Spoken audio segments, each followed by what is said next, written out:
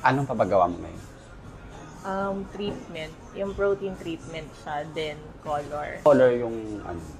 Yung gusto ko, hindi ko kasi sure kung anong mas okay. Yung ganito, soft ash brown ba? Pero, pwede ba yung effect ng color, yung parang pag humahaba siya, hindi sobrang kita yung itim dun sa Yung dito, sa ma'am. brown? Okay. Pag tumutubo, yung hindi masyado Gusto mo yung parang ano lang siya, low Parang- maintenance. Mm-mm. Mag-ano ka, ma'am? Siguro dark ash brown. Yan kasi nasa medium ash siya eh. So, pag sa dark ash, ma'am, para siyang natural brown shade na pag natatamaan ng araw, maganda yung pagka-brown niya. Okay. At the same time, ma'am, hindi siya yung red tones. Parang soft lang yung ano niya. Cold tone, kumbaga, yung pagka-brown shade niya. Ang ano lang, ma'am, mawawala na talaga yung mga dimensions nila. Kasi Sige. mga baba na. Mm-mm. Since Sige, kasi ma'am, di mo na target, ma'am, na magpa-bleach, tama, di ba? Mm.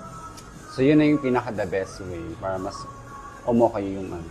And then suitable sa sa gusto mo. Okay, sige. How about the haircut? Gusto ko layer siya, pero yung blunt cut lang. Then, yung curtain bangs siya, pero medyo mahaba. Okay. May-maintain ba natin yung length niya?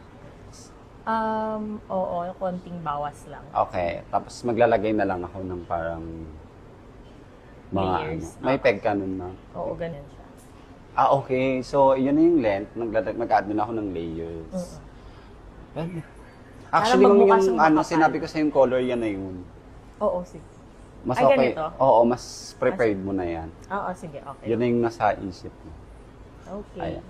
So, okay? Okay. Ready ka na? Yes. Final na yung color. Oo. Thank you. Sige, ma'am. Pa-ready na kita, ma'am. Ang ganda. Nakuha mo yung gusto kong haircut and color. So, dahil nung nag-treatment tayo, after 2 days yung wash niya. So, conditioner ka lang muna. Okay. Yan siya. Ma'am, mararamdaman mo lang kanina, di ba? Kanina yung hair mo, medyo magpagka-bulky dahil nga talaga siya. Medyo magpa-flatten siya. Pero hindi naman sobrang flat na kagaya sa diba? Para ka lang naka-blow siya. Okay, yun lang yung purpose mo. At the same time, yung kasi, yung dryness mo, yung pag-rise, rusty ng hair mo kanina. So, mare-reconstruct. Okay? So, mararamdaman mo yung pagiging smooth ng hair. Ganda.